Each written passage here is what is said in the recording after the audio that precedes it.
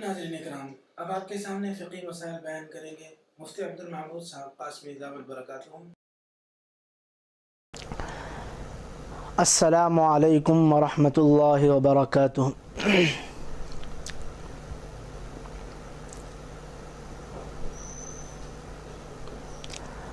الحمد للہ وکفی وسلام علی عبادہ الذین اصطفی، اما بعد۔ محترم ناظرین، جیسا کہ آپ جانتے ہیں، میت کا چھوڑا ہوا مال جس کو ترکہ کہتے ہیں، شرعی اعتبار سے اس سے متعلق یعنی چھوڑے ہوئے مال سے متعلق 4 حقوق عائد ہوتے ہیں۔ پہلا حق تجہیز و تکفین کا ہے۔ دوسرا حق میت کے ذمے میں جو قرضہ تھا اس قرض کی ادائیگی۔ تیسرا حق وصیت کا، اور چوتھا حق وارثوں پر میراث کی تقسیم کا ہے۔ چنانچہ ہم اس سے پہلے والے پروگراموں میں 3 حقوق بالترتیب اور تفصیلاً آپ کی خدمت میں ذکر کر چکے ہیں۔ آج کے اس پروگرام میں وارثوں پر میراث کی تقسیم کے کچھ ضروری اور موٹے موٹے جزئیات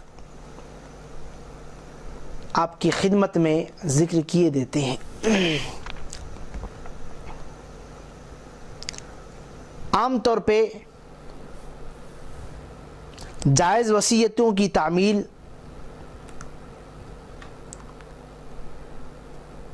اور اس سے پہلے کے 3 حقوق کے عائد ہونے کے بعد جو مال بچ جاتا ہے اسی میں شرعی اعتبار سے وراثت جاری ہوتی ہے، وارثوں کا حصہ ہوتا ہے۔ اگر میت پر کوئی قرض نہیں ہوتا ہے، نہ میت نے وصیت کی تھی، تو فقہائے کرام نے فرمایا تجہیز و تکفین کے بعد جو بچا ہوا مال ہوتا ہے وہ سارا مال وارثین کے درمیان میں تقسیم ہو جائے گا۔ اگر کبھی ایسا ہوتا ہے کہ میت نے اپنے قرض کی وصیت نہیں کی تھی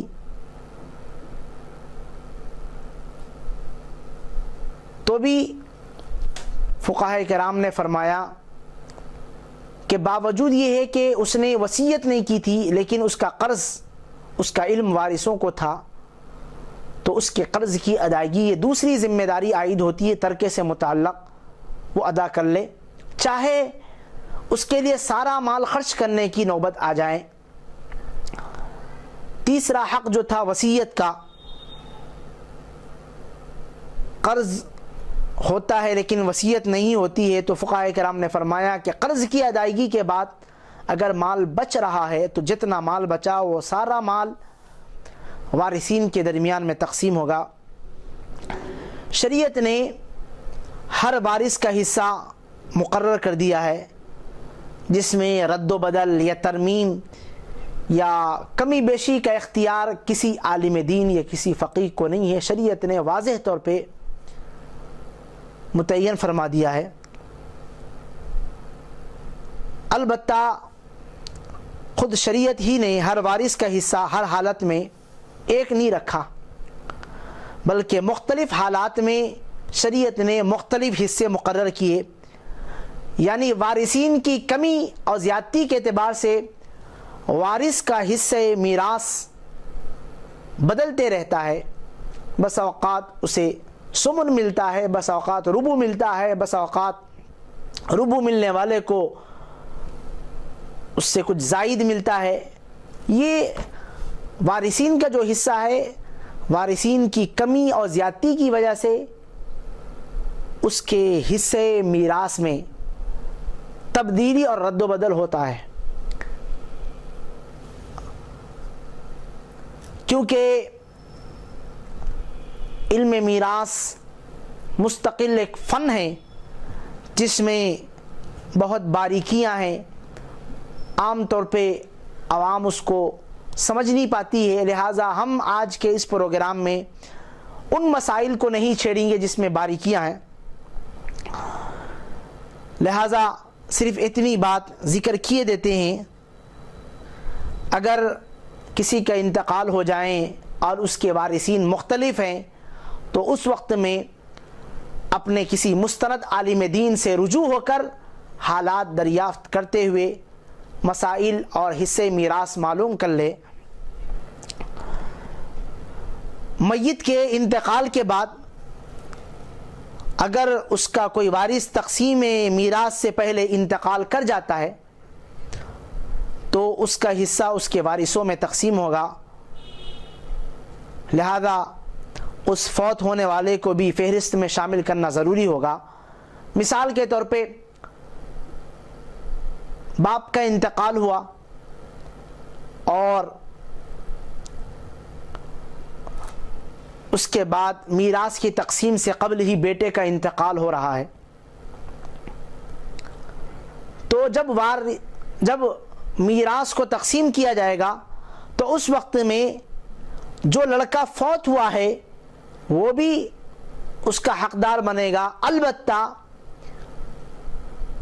اس کے اگر اور وارث ہیں تو بعد میں اس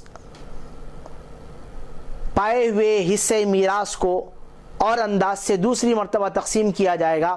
محترم ناظرین، یہ کچھ باریکیاں ہیں، اس کو اسی وقت میں جب کوئی ایسا مسئلہ پیش آ جائے اپنے مستند عالم دین سے رجوع ہو کر حالات دریافت کرتے ہوئے اس سلسلے میں مسائل جاننا چاہیے۔ ایک مسئلہ سنتے چلیے، وہ یہ ہے کہ کئی رشتہ دار ہیں اور ایک حادثے میں سب ہلاک ہو گئے۔ مثال کے طور پہ نعوذ باللہ ایکسیڈنٹ میں پورا کا پورا قبیلہ یا کنبہ ہلاک ہو گیا، یا کوئی اور آفت کے اندر پورا ہلاک ہو گیا۔ لیکن ایسی صورت میں ایک مسئلے کے سلسلے میں الجھن یہ پیدا ہوتی ہے کہ کون کب مرا اور کس کی وراثت کب جاری ہوگی۔ باپ پہلے مرا یا بیٹا پہلے مرا یا پھر اور رشتہ دار پہلے مرے یا فلاں پہلے مرا، کون پہلے مرا اور اس کی تقسیم کا کیا طریقہ ہوگا، اس لیے کہ سب کا انتقال ہوا ہے لیکن کوئی نہیں جانتا ہے کہ کس کی جان پہلے نکلی ہے، کس کی سانس پہلے نکلی ہے۔ تو فقہائے کرام نے فرمایا سب کی موت کو ایک وقت تصور کیا جائے گا، شرعاً یوں سمجھا جائے گا گویا یہ سب ایک ساتھ ہلاک ہوئے ہیں، نہ یہ اس کا وارث ہوگا نہ وہ اس کا، ان کے بعد جو وارث زندہ رہے ہیں صرف ان میں میراث تقسیم ہوگی، ان کے بعد جو وارث زندہ رہے ان میں صرف میراث تقسیم ہوگی۔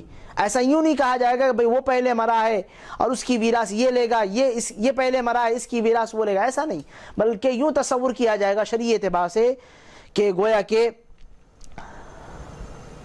یہ سب ایک ساتھ ہلاک ہوئے ہیں، نہ یہ اس کا وارث ہوگا نہ وہ اس کا وارث ہوگا، اس کے بعد جو وارثین سب ایک ساتھ ہلاک ہوئے، لہذا اس کے بعد جو وارثین زندہ ہے صرف ان میں میراث تقسیم ہوگی۔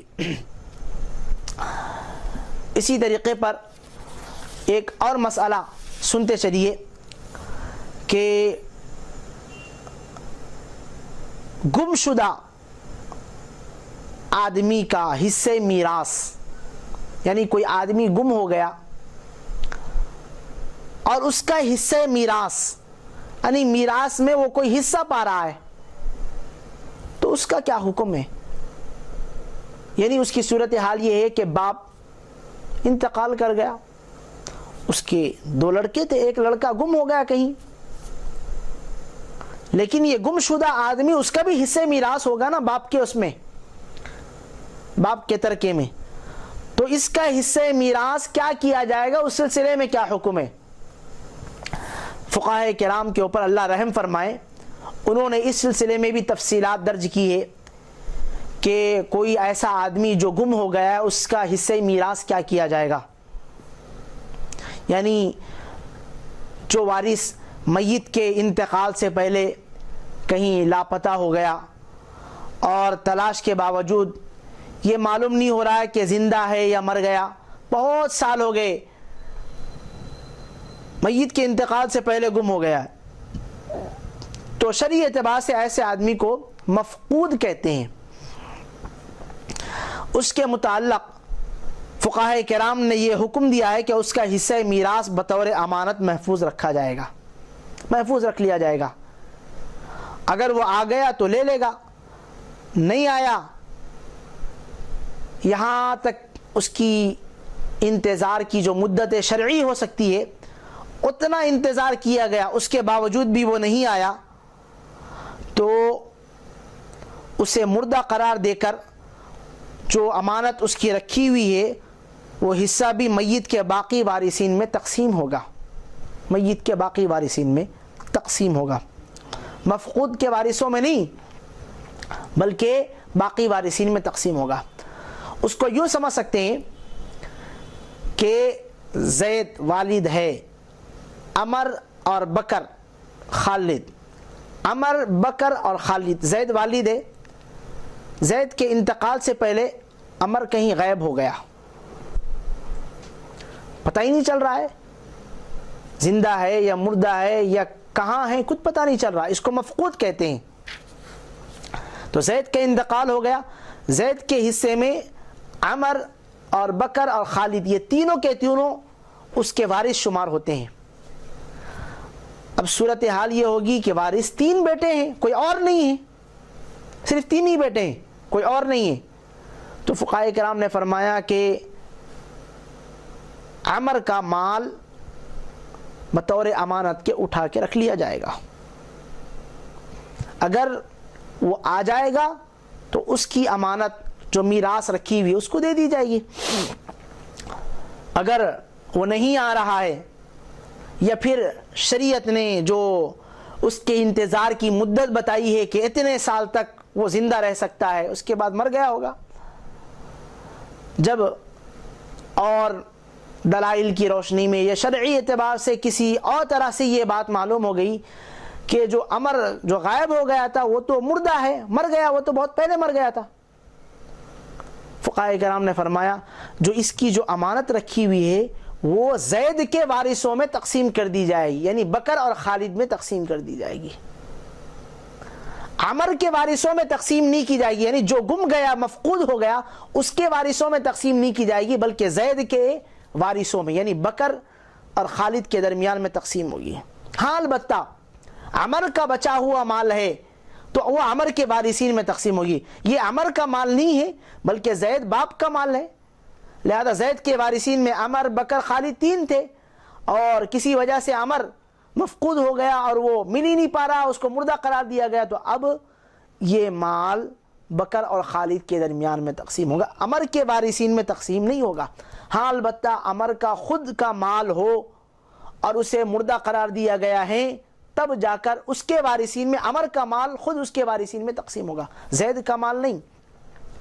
اس سلسلے میں یہ مسئلہ اچھی طریقے سے ذہن میں رکھیں، ایسی کوئی صورتحال پیش آ جائیں اس وقت میں اپنے کسی مستند عالم دین سے رجوع ہو کر واضح طور سے مسئلہ دریافت کر لیں۔ ایک اور شکل ہوتی ہے وارث بننے کی، کوئی وارث ماں کے پیٹ میں ہو تو میراث کی تقسیم فقہاء کرام نے فرمایا کیسے کی جائے گی؟ ماں کے پیٹ میں موجود ہے، جو وارث بن رہا ہے تو اس کی تقسیم کیسے ہوگی؟ یعنی زید مر رہا ہے اور اس کا وارث ماں کے پیٹ میں ہے، ماں کے پیٹ میں ہے، لیکن ابھی اس کو ماں کے پیٹ میں ہونے کی وجہ سے اطلاع نہیں ہے آیا وہ لڑکا ہے یا لڑکی ہے. لڑکا ہوگا تو حصہ اس کی تقسیم کی کیفیت اور ہوگی, لڑکی ہوگی تو اور تقسیم ہوگی. تو فقہاء کرام نے فرمایا میراث کو تقسیم نہیں کیا جائے گا, بلکہ میراث کی تقسیم موقوف رہے گی, روک دیا جائے گا. جب ماں کے پیٹ سے اس کی پیدائش ہوگی, یعنی وارث کی پیدائش ہوگی, تب جا کر اس میراث کو تقسیم کیا جائے گا, اس سے پہلے تقسیم نہیں کیا جائے گا. باوجود یہ ہے کہ اطلاع ہو جائیں کہ ماں کے پیٹ کے اندر لڑکا ہے لڑکی ہے, جیسا کہ آج کل اسکین وغیرہ کے ذریعے سے پتہ چلا رہے ہیں, لیکن اس کے باوجود بھی وہ ظن ہے, ظن کی کیفیت ہے, قطعی نہیں ہے. لہذا اس کے پیدائش تک وارث کے میراث کی تقسیم کو روکے رکھا جائے گا, تقسیم نہیں کی جائے گی. ہاں جب اس کی پیدائش ہوگی تب جا کر اس کی تقسیم ہوگی. لڑکا ہوگا تو وہ اپنا حصہ لے گا, لڑکی ہوگی تو اپنا حصہ لے گا. اگر اس کے خلاف کوئی کر لیا, مثال کے طور پہ لڑکی تصور کرتے ہوئے مال کی تقسیم ہو گئی, لیکن اس کے برعکس معاملہ ہوا, یعنی لڑکے کی پیدائش ہوئی, تو پھر اثر نو تقسیم کرنی ہوگی. یا پھر لڑکا تصور کرتے ہوئے تقسیم کر دیا گیا اور پھر بعد میں لڑکی کی پیدائش ہوگی تو پھر اثر نو تقسیم کرنی ہوگی. یہ بات تو اچھی طریقے سے ذہن میں رکھیں. اسی طریقے پر ایک اور مسئلہ ہے کہ قاتل اپنے مقتول کا وارث نہیں ہوتا ہے, اپنے مقتول کا وارث نہیں ہوتا ہے. باپ نے بیٹے کو قتل کر دیا, بیٹے کا وارث نہیں ہوگا. یہ بیٹے نے باپ کو قتل کر دیا, یہ وارث نہیں ہو سکتا ہے. یا اسی طریقے پر بیوی نے اپنے شوہر کو قتل کر دیا, بیوی شوہر کی وارث نہیں بن سکتی ہے. یا شوہر نے اپنے بیوی کو قتل کر دیا تو یہ شوہر بیوی کا وارث نہیں بن سکتا ہے. تو قاتل اپنے مقتول کا وارث نہیں ہو سکتا ہے. ظلماً اگر قتل کر دیا تو یہ قتل کی وجہ سے شریعت نے یہ بات ذکر کی ہے کہ وہ مقتول کی میراث سے محروم کر دیا جائے گا, اگرچہ وہ مقتول کا کتنا ہی قریبی رشتہ دار ہو, قاتل باپ بیٹے کا رشتہ ہو, شوہر بیوی کا رشتہ ہو, تب بھی وارث نہیں ہوں گے.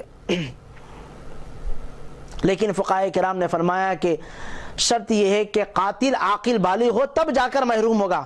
نابالغ ہے یا مجنون نے اپنے کسی وارث, اپنے کسی رشتہ دار کو قتل کر دیا تو اسے کیا علم ہے, اس سلسلے میں وہ احکامات نہیں ہوں, وہ وارث بنے گا. نابالغ نے اپنے باپ کو قتل کر دیا, یا مجنون ہے اپنے باپ کو قتل کر دیا, یا اپنی بیٹے کو قتل کر دیا, پاگل ہے, اسے کیا پتہ ہے, لیکن شرعی اعتبار سے وہ حقدار بنے گا.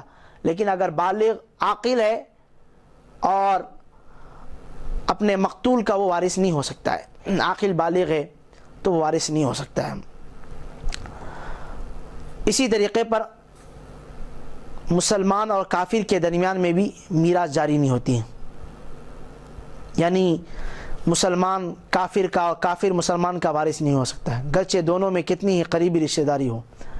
مثال کے طور پہ باپ کافر ہے, بیٹا مسلمان ہو گیا اور بیٹے کا انتقال ہو گیا, تو یہ باپ کافر ہونے کی وجہ سے, کیونکہ دونوں کے مذہب میں اختلاف ہے, باپ بیٹے کا گویا کہ وارث نہیں بن سکتا ہے. یعنی گویا کہ مسلمان اور کافر کے درمیان میں بھی میراث جاری نہیں ہوتی.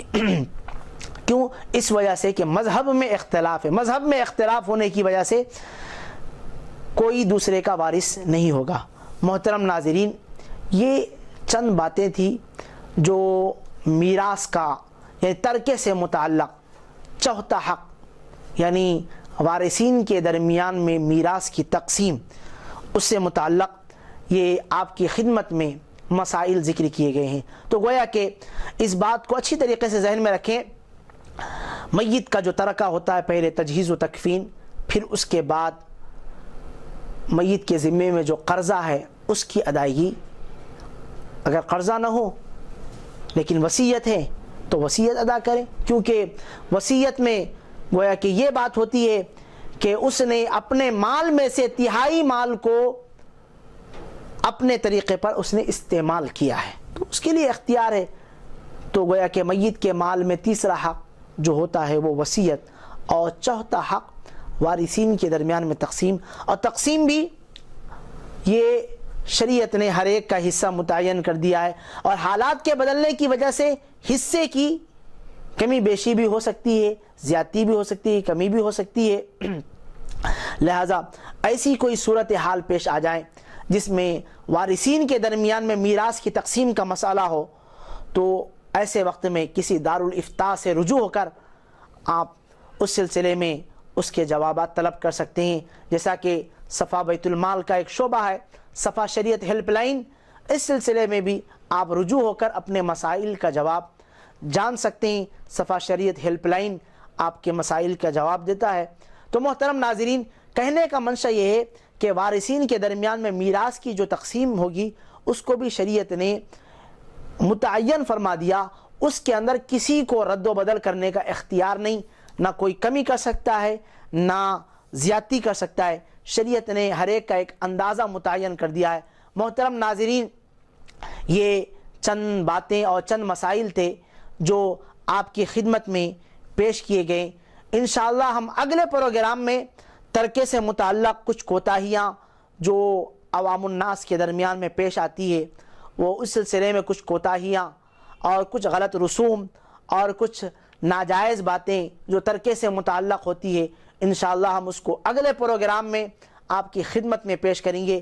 ہم ناظرین سے امید کرتے ہیں کہ اگلے پروگرام میں ضرور شامل رہیں. لیکن محترم ناظرین, ترکے سے متعلق جو 4 حقوق ذکر کیے گئے ہیں ان حقوق کو اچھی طریقے سے ذہن میں رکھیں. عام طور پہ لوگ ان حقوق سے نابلد ہوتے ہیں, جس کی وجہ سے بہت زیادہ پیچیدگیاں اور شرعی نقطہ نظر سے غلط امور انجام دیے جاتے ہیں. لہٰذا اس سے بچنے کی کوشش کرنا چاہیے. شریعت نے جو نقطہ ذکر فرمایا اور جو ترتیب ذکر فرمائی اس میں ہر انسان کی کامیابی دنیاوی اور اخروی اعتبار سے ہے. لہذا شریعت کو ملحوظ رکھتے ہوئے ترکے سے متعلق جو حقوق آپ کے سامنے اور جو مسائل آپ کے سامنے ذکر کیے گئے ہیں ان مسائل کو آپ جانیے, تاکہ آئندہ کوئی دنیاوی اعتبار سے اور اخروی اعتبار سے آپ کو نقصان اٹھانے کی ضرورت پیش نہ آئے. تو محترم ناظرین, ہم نے جو آپ کی خدمت میں وارثین سے متعلق جو باتیں ذکر کی ہیں وہ اجمالی طور پہ اور ضروری نکات آپ کی خدمت میں پیش کر دیے ہیں. وارثین سے متعلق اگر مزید تفصیلی بات ہو یا اس سلسلے میں جزئیات ہو تو آپ کسی عالم دین سے, مستند عالم دین یا کسی دارالافتاء سے رجوع ہو کر آپ مسائل کا جواب جان سکتے ہیں. محترم ناظرین, صفا شریعت ہیلپ لائن آپ کے اس جواب کے لیے تیار رہے گا, جس کے لیے آپ رجوع ہو سکتے 9394419841 یا پھر آخر میں 24 یا اس طریقے پر اور نمبرات ہے, ان سے رجوع ہو کر آپ اپنے مسائل کو جان سکتے. انشاءاللہ آپ یہ 41 پر یا پھر 24 پر رجوع ہو کر اپنے مسائل 9394419841 یا پھر 9394419824 اس میں صفا شریعت ہیلپ لائن کا یہ دفتر ہے, اس سے مسائل آپ جان سکتے ہیں. محترم ناظرین, یہ چند باتیں تھیں جو آپ کی خدمت میں پیش کی گئی ہے. ہم امید کرتے ہیں کہ اگلے پروگرام میں ہم ذکر ترکے سے متعلق کوتاہیاں آپ ضرور اس میں شامل رہیے, تاکہ ہم لوگ رسومات سے واقف ہو سکیں, ناجائز باتوں سے واقف ہو سکیں جو آج ہمارے معاشرے میں پائے جا رہے ہیں. دعا کرے اللہ جل شانہ ہم سب کو کہی ہوئی بات پر عمل کرنے کی توفیق عطا فرمائیں, اور ترکے سے متعلق شریعت نے جو اصول اور جو ضابطہ ذکر فرمایا ہے اس ضابطے کے مطابق ہم سب کو عمل کرتے ہوئے اپنی دنیاوی اور اخروی زندگی کو کامیاب بنانے کی توفیق مرحمت فرمائیں. آمین. وآخر دعوانا ان الحمد للہ رب العالمین.